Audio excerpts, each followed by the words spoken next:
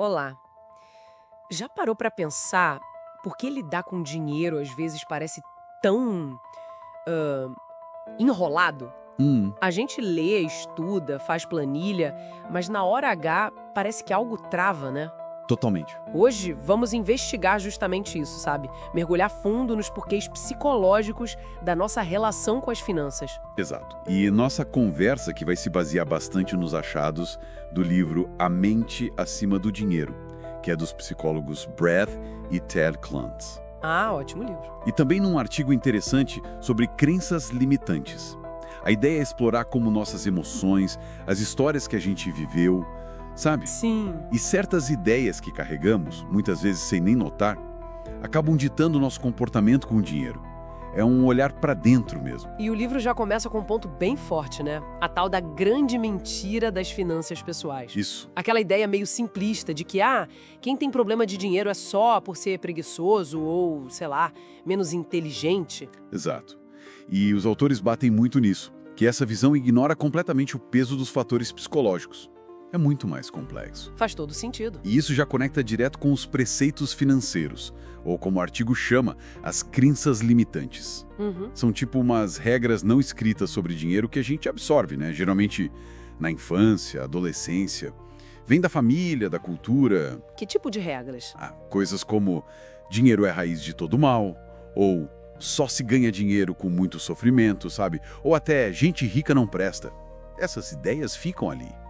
Nossa, pesado, mas parece meio contraintuitivo que algo aprendido lá atrás tenha tanto poder hoje em dia. Como é que o livro explica essa conexão tão forte, como vira, tipo, uma programação interna? Então, explica assim. Um conceito-chave que eles trazem são os flashpoints financeiros. Flashpoints.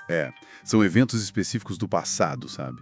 Carregados de emoção, que criam associações muito, muito fortes com o dinheiro. Podem ser boas ou ruins. Entendi. Por exemplo, sei lá, ver os pais brigando muito por causa de dívidas.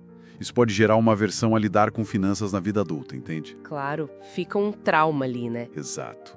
O livro até conta o caso de um cara, o Paul, que cresceu ouvindo que dinheiro era algo sujo e indigno.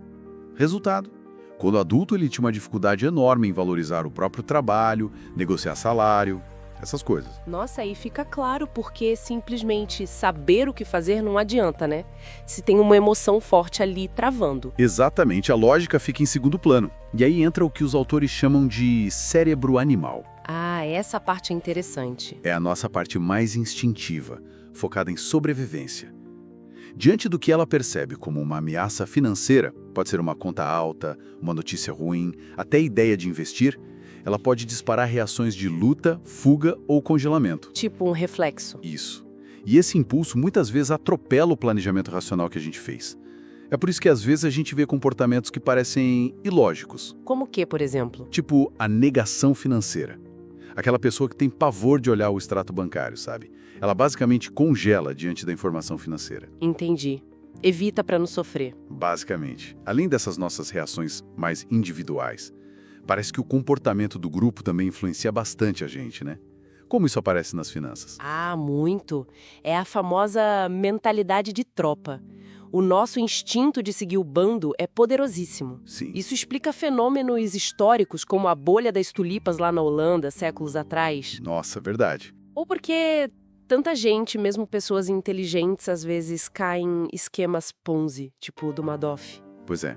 Tenho medo de ficar de fora, né? O tal do FOMO, Fear of Missing Out. Aham. Ou aquela crença de que, se tá todo mundo fazendo, deve ser seguro. É um pensamento meio automático. E o livro também fala da zona de conforto financeira, né? Sim, isso é curioso. Sair dessa zona, mesmo que seja para ganhar mais dinheiro, pode gerar um estresse e uma resistência interna que a gente nem imagina. Que doideira! E falando em ganhar mais, tem aquela pesquisa famosa que o livro cita sobre dinheiro e felicidade, certo? Como é isso mesmo? Tem, sim. E é um ponto bem importante. A pesquisa mostra que a partir de um certo nível de renda, que garante conforto e segurança, claro, Certo? nos Estados Unidos, na época do estudo, era algo tipo 50, 75 mil dólares por ano. A partir daí, mais dinheiro não traz um aumento proporcional de felicidade. Ah, é? A diferença no bem-estar que as pessoas relatam entre quem ganha isso e quem ganha, sei lá, milhões, é bem menor do que a gente imagina. Interessante. O mais surpreendente é que a busca incessante por mais e mais dinheiro, depois desse ponto de conforto, pode até ser psicologicamente ruim. Desvia o foco do que realmente importa para o bem-estar. Relacionamentos, saúde, propósito. Entendi.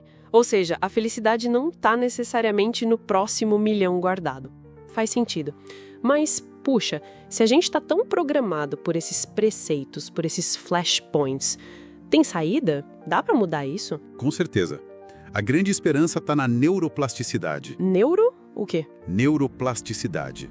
É a capacidade incrível do nosso cérebro de formar novas conexões, novos caminhos neurais ao longo da vida toda. Ah, que bom. E significa que sim, com esforço consciente, com prática, a gente pode reconfigurar essas respostas automáticas ao dinheiro. E por onde começa? O ponto de partida indispensável é a autoconsciência. Começar a identificar quais são seus preceitos financeiros, de onde eles vieram. Foi algo que você ouviu muito, uma experiência que marcou? Parar para pensar nisso, né? Exato. O livro até sugere uns exercícios para essa autoinvestigação. É um trabalho interno. Então, acho que a grande mensagem que fica dessa nossa exploração hoje é que cuidar da saúde financeira passa obrigatoriamente por entender a própria mente, né? Não dá para separar emoção e razão quando o assunto é dinheiro. Exatamente. É um trabalho de autoconhecimento mesmo. Fundamental. E para fechar, queria deixar uma provocação para quem está ouvindo a gente. Qual será aquele preceito financeiro pessoal seu, sabe?